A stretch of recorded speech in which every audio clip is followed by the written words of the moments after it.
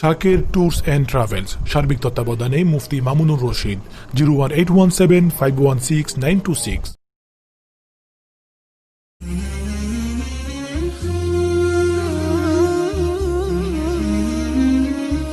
يا حامل القرآن قد خصك الرحمن. السلام عليكم ورحمة الله وبركاته. نحمده ونصلي على رسوله الكريم، أما بعد، فأعوذ بالله من الشيطان الرجيم. بسم الله الرحمن الرحيم. الحمد لله. মহান রব্বুল আলামিনের দরবারে অগণিত শুকরিয়া আদায় করছি। মহান রব্বুল আলামিন আমাদেরকে আজকে মিশকাত শরীফের 8ম সবকে উপস্থিত হওয়ার তৌফিক দান করেছেন। এই জন্য মহান রব্বুল আলামিনের দরবারে দিল থেকে শুকরিয়া আদায় করি, বলি আলহামদুলিল্লাহ। আজকে আমাদের আলোচনা মিশকাত শরীফের 15 নম্বর হাদিস। মিশকাত শরীফের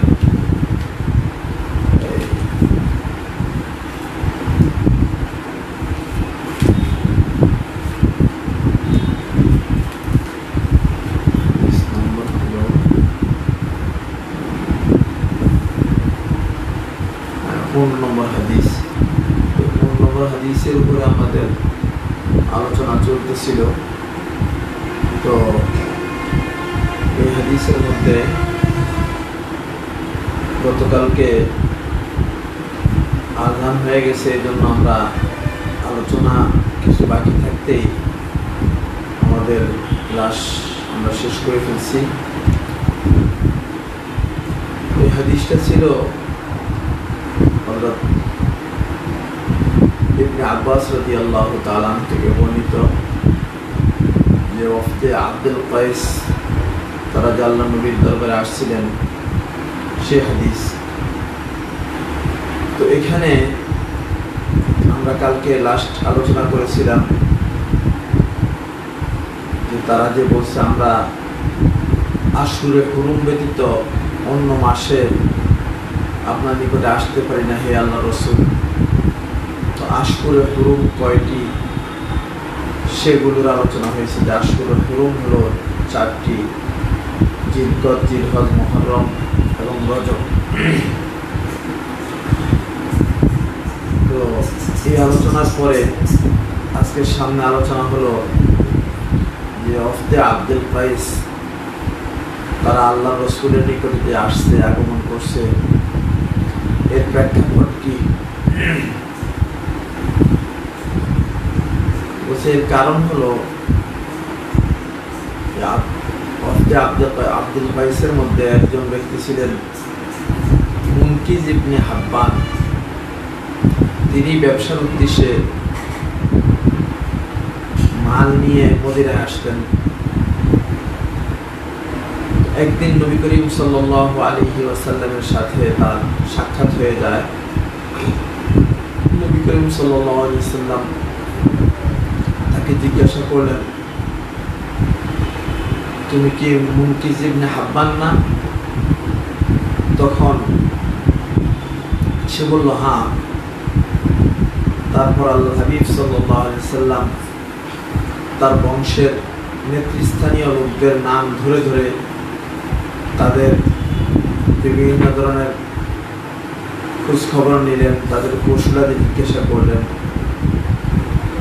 এতে লোকটি বড় আশ্চর্যান্বিত হলো যে আল্লাহ হাবিব সাল্লাল্লাহু আলাইহি ওয়াসাল্লাম এত লোকের খবর কিভাবে জানেন এবং তাদের নাম সহ তাদের সমস্ত খোঁজ খবর জানতেছে। এটা তাকে বড় আশ্চর্যান্বিত করলো।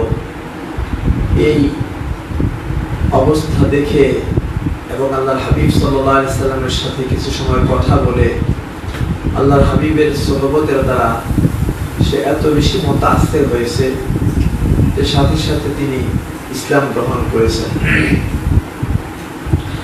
অথবা আল্লাহর হাবিব সাল্লাল্লাহু আলাইহি ওয়াসাল্লাম তাকে কোরআনে কারীমের দুটি সূরা শিক্ষা দেন। সূরা আলাক এবং সূরা ফাতিহা এবং সূরা আলাক। তিনি যখন তার এলাকায় রওনা হয়ে গেলেন, হিজরের দিকে রওনা হয়ে গেলেন, তখন নবী করিম সাল্লাল্লাহু আলাইহি ওয়াসাল্লাম তার নিকট আব্দুল কায়েস গোত্রের নামে একটি চিঠি প্রদান করেন। তো এই মুনকিজ কিছুদিন তার ইসলামকে গোপন রাখলো, তবে নামাজ এবং কোরআন তেলাওয়াতের কারণে যে তার স্ত্রী একটু বিরক্ত হয়ে অতিষ্ঠ হয়ে তার স্ত্রীর বাবা মুনকিজ আল আসাদুর নিকটে ব্যাপারটি প্রকাশ করল।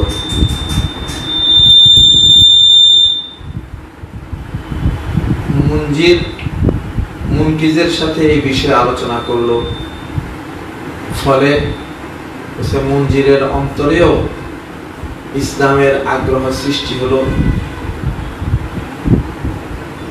এরপর দুজনেই আল্লাহর হাবিব সাল্লাল্লাহু আলাইহি সাল্লামের দেওয়া যে চিঠি, সে চিঠি নিয়ে নিজেদের গোত্রের লোকদের নিকট যায় এবং তাদেরকে আল্লাহর হাবিবের চিঠি পড়ে শোনান।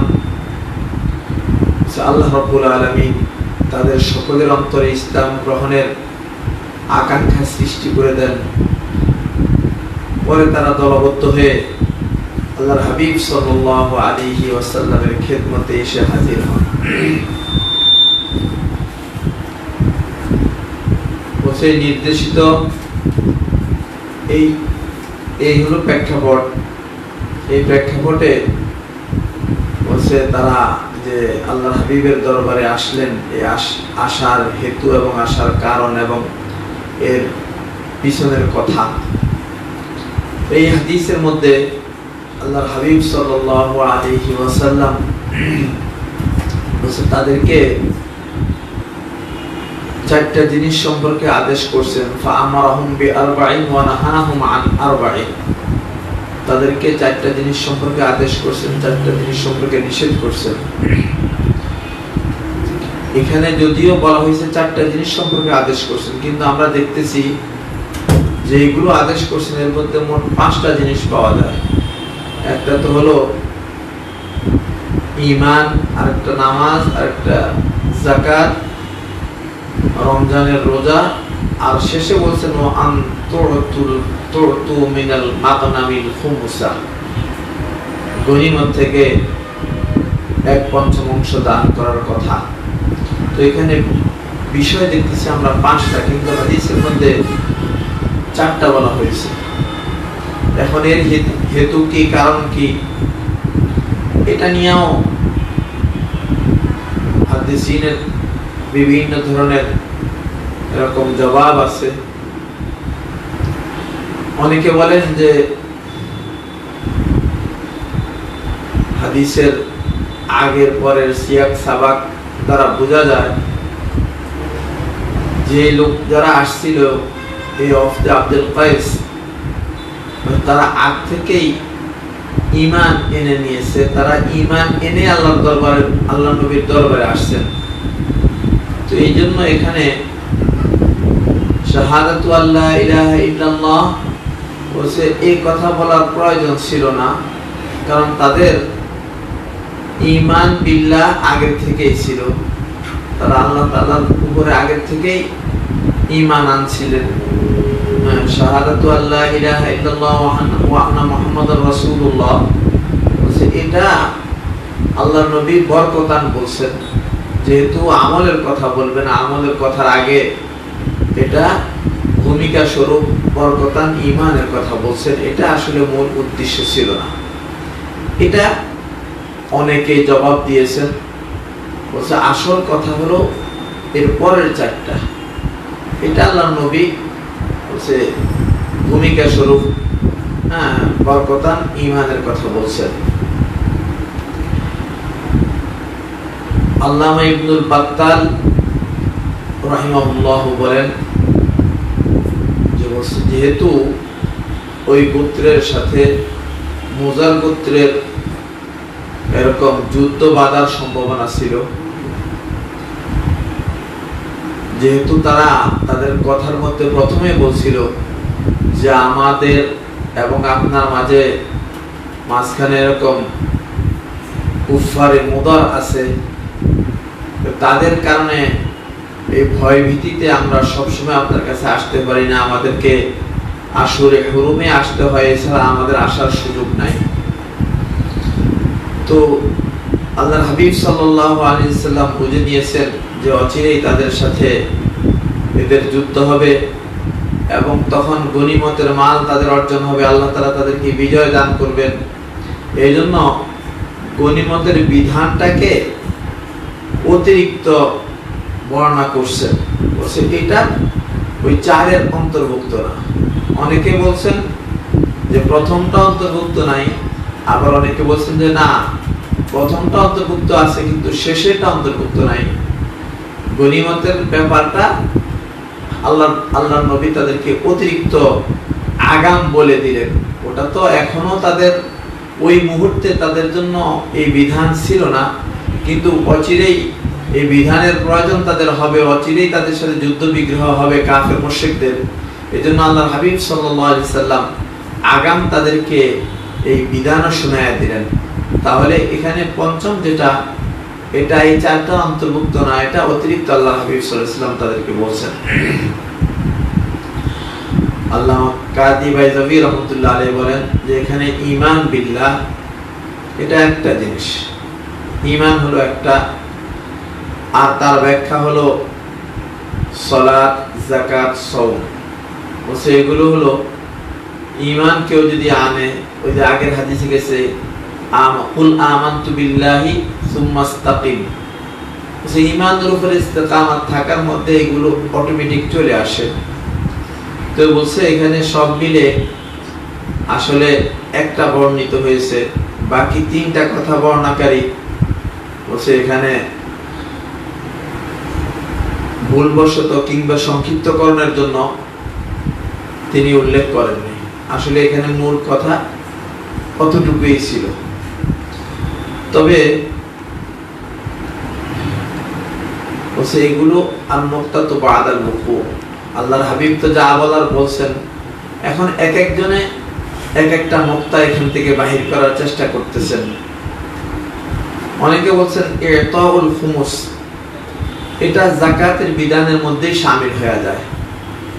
তো সুতরাং যাকাত আর ইতাউল খুমুস এই 2টা মিলে হলো একটা, তাহলে মোট 4টাই হয়। আবার কেউ কেউ এরকম জবাব দিতে চেষ্টা করছেন যে কোরআনে কারিমের মধ্যে আল্লাহ রাব্বুল আলামিন নামাজ এবং রোজার কথা একসাথে আলোচনা করছেন, যার কারণে অধিকাংশ সময় যেহেতু আল্লাহ তাআলা 2টাকে একসাথে বর্ণনা করছেন, 2টা মিলে একটা, এইভাবেও তারা অনেকে 4টা মিলাইছেন। আবার আল্লামা কিরমানি রহমতুল্লাহ আলাইহি বলেন যে আসলে নামাজ, রোজা, যাকাত এবং গনিমত দেওয়া এই 4টা রাসূলুল্লাহ সাল্লাল্লাহু আলাইহি সাল্লামের মূল উদ্দেশ্য ছিল। এই বলছে ঈমানের কথাটা যেটা বলছেন সেটা এরকম বরকতের জন্য বলছে। তাহলে মোটামুটি এই জবাবগুলো আমাদের জেহেনে থাকলে আমরা ইনশাআল্লাহ বুঝতে পারবো যে এখানে 5টা বলে, মানে 4টা বলে 5টা কেন উল্লেখ করছেন। এখন 5টা উল্লেখ করছেন এই কারণে কেউ একটাকে বাদ দিয়ে 2টাকে একসাথে মিলাইছেন। কেউ বলছেন যে না প্রথমটা হবে না, বাকি 4টা হবে। কেউ বলছেন শেষটা হবে না, বাকি 4টা হবে। কেউ বলছেন 2টা মিলে একটা। এই বিভিন্ন রকম জবাব দেওয়ার চেষ্টা করছেন যেন এরকম এর ফল হয়ে যায়। এখানে হজের কথা উল্লেখ করা হয় নাই, আগে এরকম আলোচনা গেছে, হজের কথা আগের হাদিসগুলোর মধ্যে উল্লেখ করা হয় নাই। তো সেখানে যে জবাব হবে এখানেও এইরকম একই জবাব হবে। একটা তো হলো যে বলছে আব্দুল কায়েস, তারা যে আল্লাহর নবীর দরবারে আসছিল, এই তারা যে আসছে, কবে আসছে এটা নিয়ে যেহেতু মতভেদ আছে, তবে সবাই ঐক্যমতে তারা যখন আসছিল তখন হজের বিধান আসে নাই। হজের বিধান যেহেতু নবম হিজরির শেষের দিকে আসছে, এই কারণে তারা যখন আসছে তখন হজ ফরজে হয় নাই, যার কারণে হজের হুকুম আল্লাহ নবী তাদেরকে দেন নাই। আবার অনেকে বিভিন্ন রকম, এর মধ্যেও আবার বিভিন্ন রকম জবাব দেওয়ার চেষ্টা করছেন, যেহেতু হজ জীবনে একবার, এই জন্য এটা তো সবার উপরে ফরজও না, এটার জন্য বিভিন্ন শর্ত শরায়েত লাগে, তো এগুলো সবার থাকে না। এই কারণে আম মজলিসের মধ্যে আল্লাহর হাবিব সাল্লাল্লাহু আলাইহি ওয়াসাল্লাম হজের বিধানকে আলোচনা করেন নাই।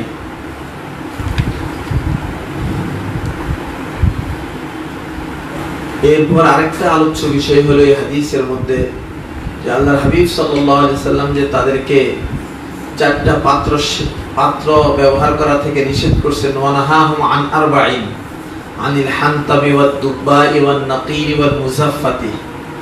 এই চারটা পাত্র অর্থ আমি গতকালকে বলছিলাম। হানতাম বলা হয় মাটির সবুজ পাত্র, আর দুব্বা বলা হয় কদুর খোসা দ্বারা যেই পাত্র বানানো হয়, যে লাউ বা কদু যখন পুরো পেকে যায় তখন তার চারপাশের চামড়া সহ যে অংশ আছে সেটা বড় শক্ত হয়ে যায়, তখন ভিতর থেকে তার বিচিগুলো বাহির করে মুখটাকে কাটলে এটা এক ধরনের এরকম পাত্র হয়ে যায়। এটা আগে মানুষ ব্যবহার করত, বিশেষ করে যারা এরকম মদ পান করত, তারা এই সমস্ত পাত্রের মধ্যে মদ যখন বানাইতো তাড়াতাড়ি মদের মধ্যে শুকুর আসতো, তাড়াতাড়ি এরকম মদ হয়ে যাইত। তো আল্লাহ হাবিব সাল্লাল্লাহু আলাইহি সাল্লাম এই দুব্বা থেকে নিষেধ করছেন। এরপরে নাকির কাঠের তৈরি পাত্র, যেটা এরকম খেজুর গাছের মূল থেকে তৈরি করা হয়, আর মুজাফফাত বলা হয় যে মাটির পাত্রের উপরে যদি আলকাতরা মানে সদৃশ কোনো জিনিসকে এরকম বাহির দিয়ে লেপন করে দেওয়া হয়, তখন এই পাত্রগুলো যেহেতু আরবরা সব সময় এরকম ব্যবহার করত মদের জন্য, তারা কোনটার মধ্যে এরকম মদ বানাইতো, কোনটার মধ্যে মদ বানায় রাখতো, তো এই কারণে আল্লাহর হাবিব সাল্লাল্লাহু আলাইহি সাল্লাম এই পাত্রগুলো থেকে তাদেরকে নিষেধ করছেন। তো এখন পাত্রগুলোর কি দোষ? বলছে পাত্র নিষেধ করছেন কারণ পাত্র তো আর কোনো দোষ করে নাই। তো এর কারণ হিসাবে উল্লেখ করা হয় যে পাত্রগুলোতে যেহেতু আগে তারা মদ তৈরি করছে এবং মদ রাখছে, তো ওই পাত্রগুলোর মধ্যে তখনও মদের প্রভাব ছিল, মদের আসর ছিল, যার কারণে আল্লাহর নবী সেই পাত্রগুলোকে ব্যবহার করতে নিষেধ করছেন। আবার অনেকে বলেন যে যারা মদ্যপায়ী ছিল, যারা মদ পান করত, তারা যখন এই পাত্রগুলোকে দেখতো তখনই তাদের মদের নেশা উঠতো, মদ পান করতে মনে চাইতো। এই জন্য আল্লাহর হাবিব সাল্লাল্লাহু আলাইহি সাল্লাম যেহেতু তাদের আরবদের মদ একবারে তাদের মজ্জাগত হয়ে গেছিল, এটা থেকে তাদেরকে ফেরানো বড় কঠিন ছিল। আল্লাহর হাবিব সাল্লাল্লাহু আলাইহি সাল্লাম সর্বপ্রথম এগুলোকে এরকম এই পাত্রগুলোকে নিষেধ করে দিয়েছেন যে পাত্রগুলোই তোমরা কি করবে না, ব্যবহার করবে না, কারণ ওগুলো দেখলে তো তোমাদের মদের কথা মনে পড়বে, যেন এই সুযোগের সৃষ্টি না হয়। এই জন্য আল্লাহ নবী এই পাত্রগুলো থেকেও নিষেধ করে দিয়েছেন। আবার অনেকে বলেন যে মদ পান করার জন্য যেহেতু পাত্রগুলো ব্যবহার হইতো, মদের জন্যই ব্যবহার হইতো, তো পাত্রগুলো নিষেধ করে যেন তাদেরকে এর কঠোরতা বোঝানোর উদ্দেশ্য যে তোমাদের জন্য মদ হারাম, এমনকি মদের পাত্রগুলোও হারাম, এইভাবে কঠোরতা বোঝানোর জন্য আল্লাহর হাবিব সাল্লাল্লাহু আলাইহি ওয়াসাল্লাম মদের পাত্রগুলোকেও নিষেধ করছিলেন। এখন একটা প্রশ্ন, হালিন নাহিউ বাতিল আমলা, এই যে নিষেধাজ্ঞা যেটা আসছে মদের পাত্রের ব্যাপারে, সেই নিষেধাজ্ঞা কি এখনো জারি আছে নাকি নিষেধাজ্ঞা উঠে গেছে? এটা নিয়ে আমাদের ইমামদের মধ্যে ইখতিলাফ হয়ে গেছে, ইমামদের মধ্যে মতভেদ আছে। ইমাম আহমদ ইবনে হাম্বল রাহমাতুল্লাহ আলাইহি বলেন, পাত্রগুলো ব্যবহারের উপর যে নিষেধাজ্ঞা ছিল সেটা এখনো বহাল আছে, এখনো পাত্রগুলো ব্যবহার করা নিষেধ। জমহুরে ফুকাহাদের নিকটে বলছেন যে না, এগুলোর হুরমত মানসুখ হয়ে গেছে, এগুলো আগে নিষেধ ছিল, কিন্তু পরবর্তীতে যখন মদকে তারা চিরতরে এরকম ছেড়ে দিয়েছে, মদের অভ্যাস যখন তাদের থেকে চলে গেছে, তখন এগুলোর নিষেধাজ্ঞাও চলে গেছে, পাত্রগুলোর নিষেধাজ্ঞাও চলে গেছে। যেমন রাসূলুল্লাহ সাল্লাল্লাহু আলাইহি ওয়াসাল্লামের এক হাদিস, যে আল্লাহর হাবিব সাল্লাল্লাহু আলাইহি ওয়াসাল্লাম ইরশাদ করেন, নাহাইতুকুম আনিজ যুরুফি ফাইন্না যরফা লা ইয়াহিল্লু শাইআন ওয়া লা ইউহাররিমুহু ওয়া কুল্লু মুসকিরিন হারাম। আল্লাহর হাবিব ইরশাদ করেন যে আমি তোমাদেরকে মদের পাত্র থেকে নিষেধ করেছিলাম। আসলে পাত্র তো কোনো জিনিসকে হালালও করে না, কোনো জিনিসকে হারামও করে না, তবে এতটুকু জেনে রাখো যে সমস্ত মুস্কির হারাম, যেগুলোর মধ্যে মাতলামি আছে, যেগুলোর মধ্যে সুকুর আছে, যেগুলো পান করলে মানুষ এরকম মানুষের হুঁশ জ্ঞান ঠিক থাকে না, মাতালের মতো হয়ে যায়, তো ওই সমস্ত জিনিসই হারাম। অন্য এক হাদিসের মধ্যে আল্লাহর হাবিব সাল্লাল্লাহু আলাইহি ওয়াসাল্লাম ইরশাদ করেন, কুনতু নাহাইতুকুম আনিল ইতিয়ানি ফিল আসকিয়াতি ফান্তাবিদু ফি কুল্লি বিআইন ওয়া লা তাশরাবু মুসকিরান। এখানে আল্লাহর হাবিব সাল্লাল্লাহু আলাইহি ওয়াসাল্লাম ইরশাদ করেন যে আমি তোমাদেরকে বিভিন্ন পাত্র থেকে নিষেধ করছি যে এই সমস্ত পাত্রের মধ্যে তোমরা নবীজ ভিজায়ও না। তবে এখন তোমরা নবীজ বানাইতে পারো প্রত্যেক পাত্রের মধ্যে, তবে যেটার মধ্যে সুকুর এসে যায় সেই নবীজ তোমরা পান করো না। তো এর দ্বারা বোঝা যায় যে আসলে পাত্রের সেই নিষেধাজ্ঞা চলে গেছে, এটা জমহুরে ফুকাহায়ে কেরামের এরকম অভিমত। এখন ইমাম শাফি রহমতুল্লাহ আলাইহি উনি যে কথা বলছিলেন যে না, এগুলোর নিষেধাজ্ঞা এখনো বহাল আছে, এগুলোর নিষেধাজ্ঞা এখনো বহাল আছে, উনি যে কথা বলছিলেন, বলছে আমাদের এই দলিলের পরে বলছেন উনার দলিল আর টিকে না, যেহেতু আল্লাহর হাবিব সাল্লাল্লাহু আলাইহি সাল্লামের পবিত্র মানে একেবারে পরিষ্কার হাদিস এখানে যে আমি আগে তোমাদেরকে নিষেধ করেছিলাম, তবে তোমরা জেনে রাখো যে আসলে পাত্রের দ্বারা কোনো জিনিস হালালও হয় না, হারামও হয় না, সুতরাং তোমরা এরকম যে কোনো পাত্রে ব্যবহার করতে পারো। এখন আরেকটা আলোচনা এখানে, যে এই যে ওয়াফদে আব্দুল কায়েস যে আসছিল, তাদের জিম্মাদার, তাদের আমির কে ছিল, এটা একটা আলোচ্য বিষয়। এখন তার মানে তাদের নেতার নাম সম্পর্কেও মুহাদ্দিসিন কিরামের বিভিন্ন ধরনের অভিমত। ইমাম নববী রাহমাতুল্লাহ আলাইহি বলেন তাদের দলপতির নাম ছিল মুনজির ইবনে আইজ। আল্লামা কালবির মতে তাদের দলপতির নাম ছিল মুনজির ইবনে হারিস। নাম একটাই, বাপের নাম নিয়ে বেশ কম। আবার কেউ কেউ বলেন যে না, তার বাপের নাম ছিল হিব্বান, মুনজির ইবনে হিব্বান। অনেকের অভিমত যে তার নাম ছিল, দলপতির নাম ছিল আইদ ইবনে মুনজির।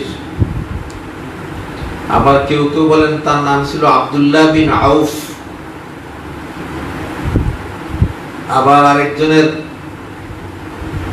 অভিমত হলো মুনজির ইবনে উবাই। আরেকজনের অভিমত হলো মুনজির ইবনে আমির।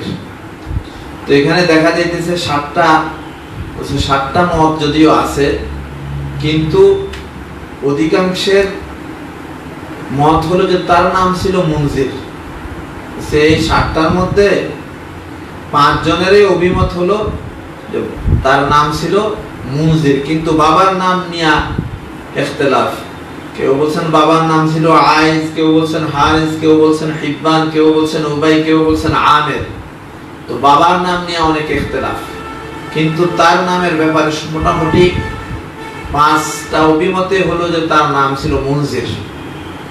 তো এখান থেকে আমরা ধরে নিতে পারি যে ওনার নাম ছিল মুনজির। এখানে হাদিসের মধ্যে 2টা শব্দ ব্যবহার করছেন যে আল্লাহর হাবিবের কাছে যখন তারা আসছেন তখন বলছেন মারহাবা।